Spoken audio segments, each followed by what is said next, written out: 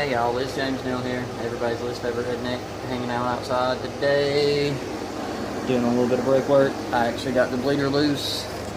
I will show you all of that. I am horrible at this. The camera is over here, but I have to look over here to make sure I'm not fucking retarded looking.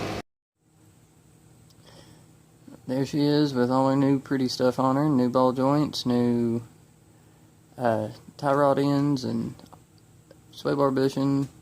We're gonna get that old dirty shock out of here next and get it broke free and get it out.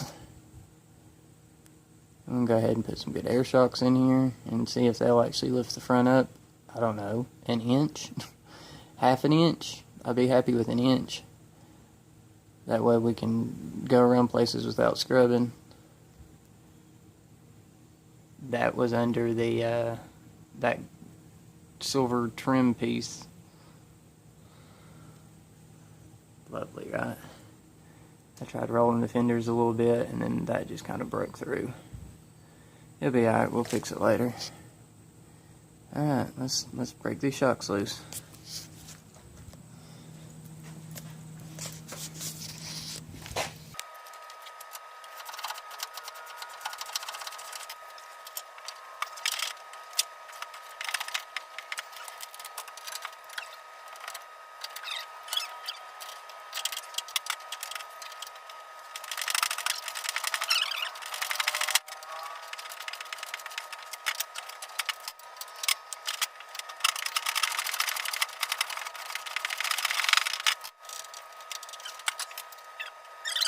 How does that make sense?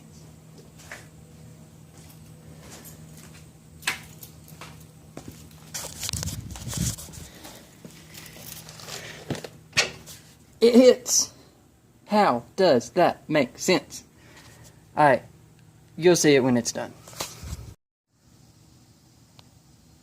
Whoop whoop. Okay, bolts are out. Now, let's see if we can do the same thing with the shocks. Out, heathen.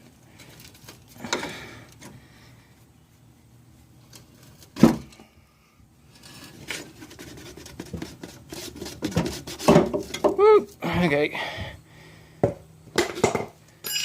let's see what we got going back in. Is the air shock. And what I was planning was that being the top and that being the bottom. Like that. That's how I expected it to be. All right, let's see how it fits.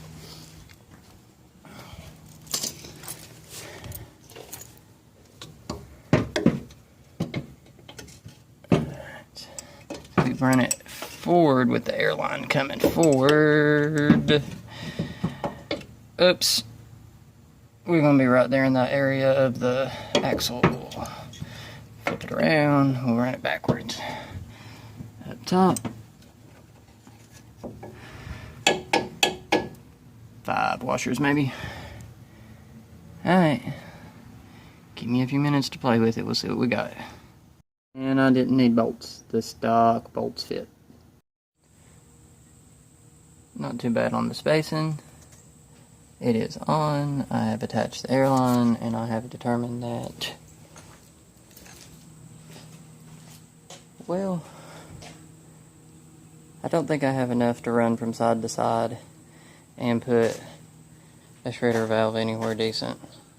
We'll find out. I might just have to do, like, test one side and see how one side does by itself. We'll find out. But this side is on. It is attached. Let's see if we can run some airline. Alright, there it is. Me and my co-pilot's going to go for a test ride. That is about 150 PSI. That's what it says its maximum is. 90 was just a little bit lower than that. I know the truck's on. I'm warming it up before takeoff. I don't like to drive it cold, but there she is. We'll work on the back when the back ones come in. The only thing I had left over, I used literally every inch of the airline. I had their T left over that comes in the new kits because I had the old kit that comes with the Schrader valve in the T instead of having to do T to airline and then do the Schrader valve somewhere else or do like a 1-inch section. I didn't even have a 1-inch section of line left. What I had to do was go dig through my box and find the one that's a T to Schrader valve and just use that. Where'd I put it?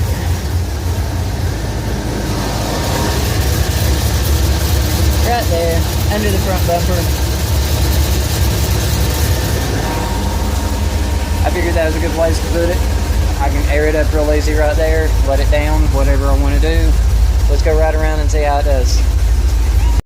Alright, so we got the rear shocks on. I drove down the road with them.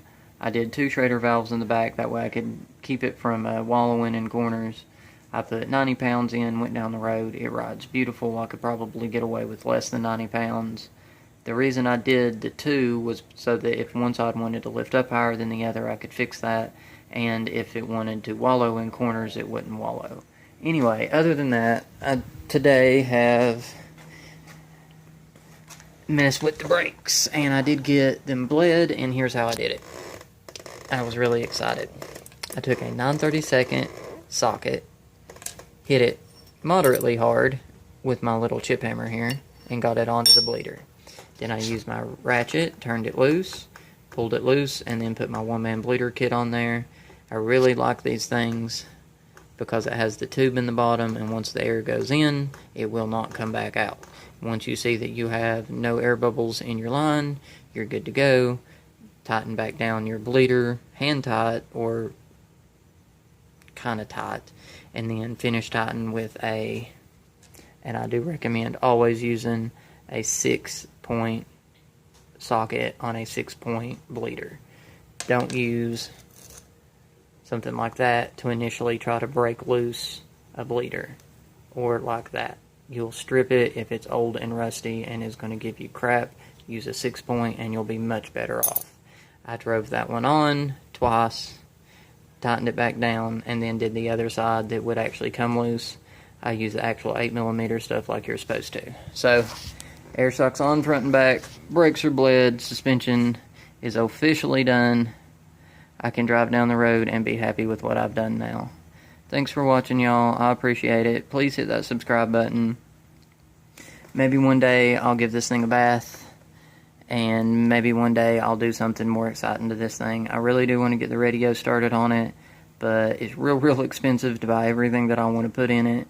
I still need to buy a sound deadener, and I need to buy new batteries, and I want to buy a second alternator, and all that crap's just real expensive, so it's just going to take me a long time to get to it.